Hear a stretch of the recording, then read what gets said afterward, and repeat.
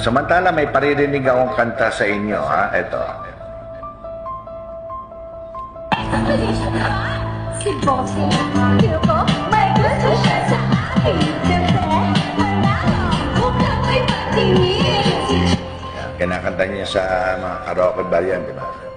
Si Anjo Iliana, mukhang may pagtingin. Pinalitan na, ginawang Jose Manalo, mukhang may pagtingin. Malamang ang nag-idea niya si Jose na rin eh. Dahil sasabihin ko na sa inyo, isa sa pinakamasamang ugali dyan sa Itbulaga, si Jose Manalo. Opo. Pag wala si Bossing dyan, napakayabang niyang tao niya. Ilang beses ko nang gusto sapakin yan eh. Eh siyempre, nagtatrabaho tayo. Cool. Napakayabang niya. Tsaka may atraso sa akin yan. Yang si Jose Manalo.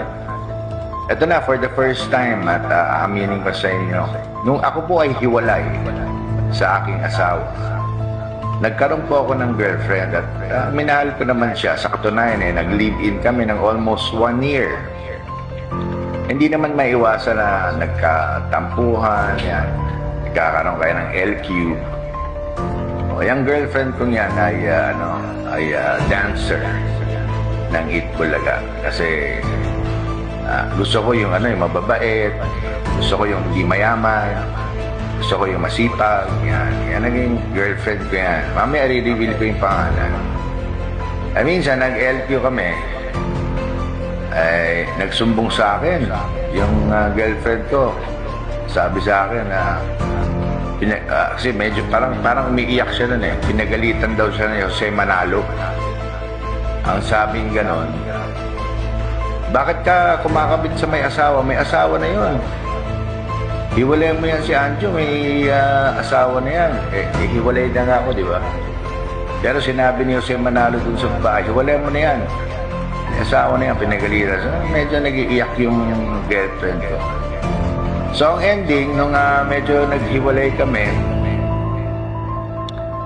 ang ending, etong Jose Manalo, inahas pala ako.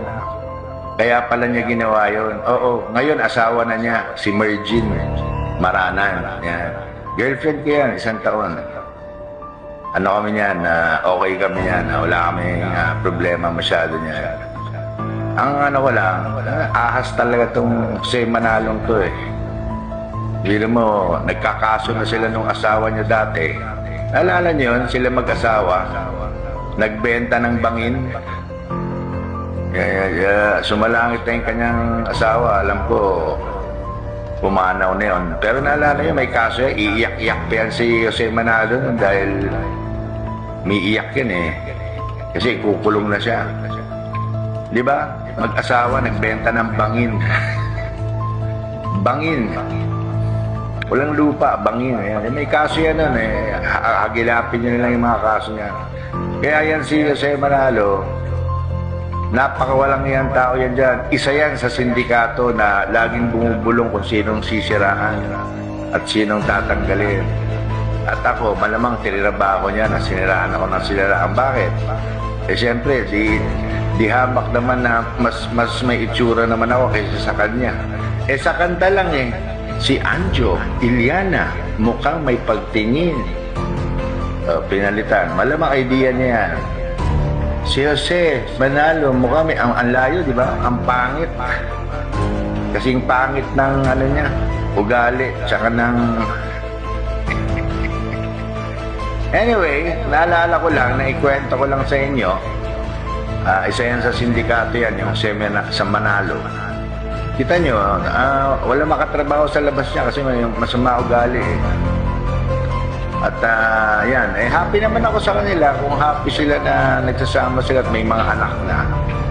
Ito naman pass na to eh. Nakaraan na to. Na ano na ako sa kanta. Natawa lang ako.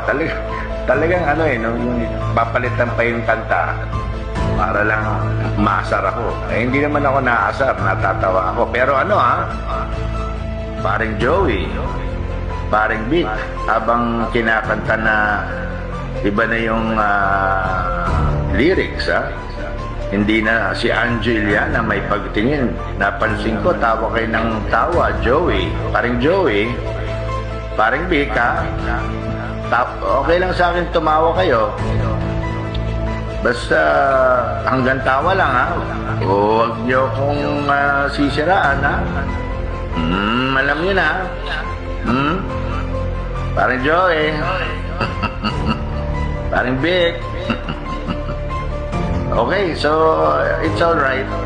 Ganyan talaga ang buhay.